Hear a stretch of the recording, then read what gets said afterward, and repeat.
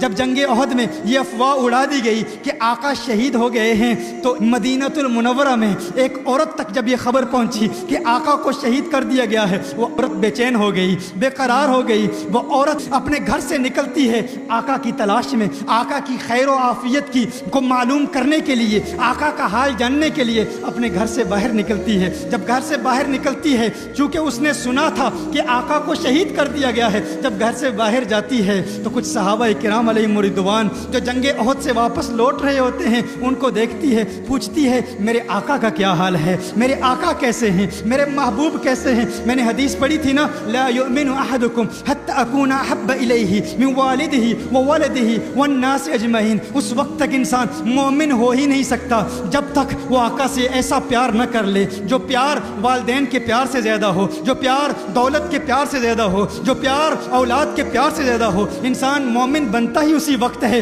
جب انسان آقا سے پوری کائنات سے زیادہ پیار کرے، ہر ایک سے زیادہ پیار کرے۔ یہی پیار کا تقاضا ہے۔ مصعب بن عمیر نے اپنے ماں باپ کو چھوڑا تھا، یہاں یہ ایک عورت آقا کے پیار میں، آقا کی تلاش میں بے قرار ہو کر مدینہ المنورہ سے احد کے مقام کی طرف جا رہی ہے، صحابہ سے ملاقات کرتی ہے۔ صحابہ کہتے ہیں ہے صحابیہ، کیا تو جانتی ہے تیرے خامند کو شہید کر دیا گیا ہے، تیرا خامند شہید ہو چکا ہے، تیرے خامند کو قتل کر دیا گیا ہے۔ اس عورت نے کہا ارے میں نے خامند کے متعلق نہیں پوچھا، میں نے اپنے محبوب کے متعلق پوچھا ہے، بتاؤ میرے محبوب کا کیا حال ہے۔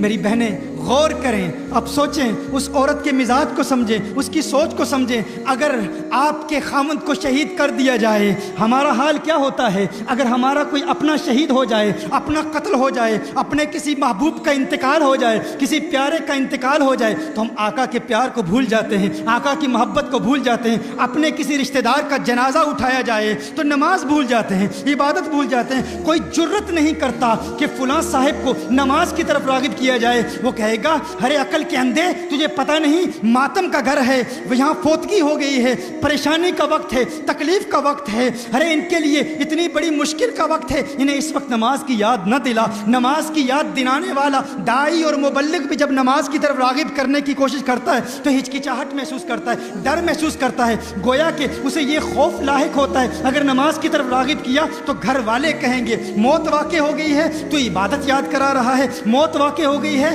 تو تدفین کے احکام سکھا رہا ہے، موت واقع ہو گئی ہے تو کفن کے احکام سکھا رہا ہے۔ ہر ایک ڈرتا ہے کیونکہ ہم نے ماحول ہی ایسا بنا لیا ہے نا، ہم نے ماحول ہی ایسا کریٹ کر لیا ہے۔ لیکن اگر ہمارا کوئی عزیز اقارب رشتہ دار اس دنیا سے چلا جائے ہم دین کو بھول جاتے ہیں، آقا کے پیار کو بھول جاتے ہیں، آقا کی محبت کو بھول جاتے ہیں۔ اور وہاں وہ عورت جو آقا سے پیار کرتی ہے، آقا سے محبت کرتی ہے، اسے بتانے والے نے بتایا تیرے خامند کو شہید کر دیا گیا ہے، تو خامند کے متعلق نہیں پوچھتی؟ اس نے کہا نہیں نہیں، مجھے میرے محبوب کے متعلق بتاؤ۔ نہیں کہا کہ اس کے کفن کا انتظام، اس کے دفن کا انتظام، نہ ہی خامند کی یاد ستا رہی ہے، نہ ہی خامند کی محبت ستا رہی ہے، وہ جاننا چاہتی ہے میرے آقا کا کیا حال ہے، میرے آقا کیسے ہیں۔ ایک اور صحابی آتے ہیں، وہ صحابی کہتے ہیں تجھے پتہ نہیں تیرے بھائی کو شہید کر دیا گیا ہے، تیرے بھائی کو قتل کر دیا گیا ہے۔ اس نے کہا نہیں نہیں، مجھے بتاؤ میرا محبوب کیسا ہے، مجھے بتاؤ میرے آقا کیسے ہیں۔ کسی نے کہا ارے تجھے پتہ ہے جنگ احد میں تیرے باپ کو شہید کر دیا گیا ہے۔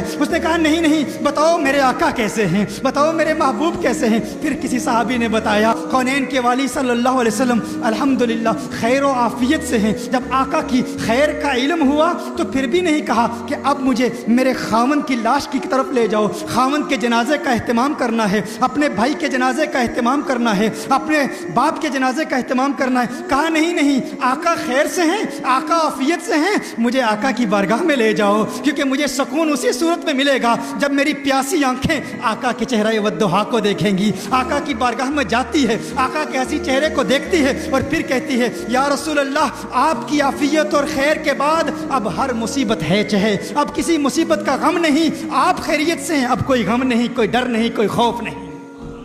یہ پیار ہے۔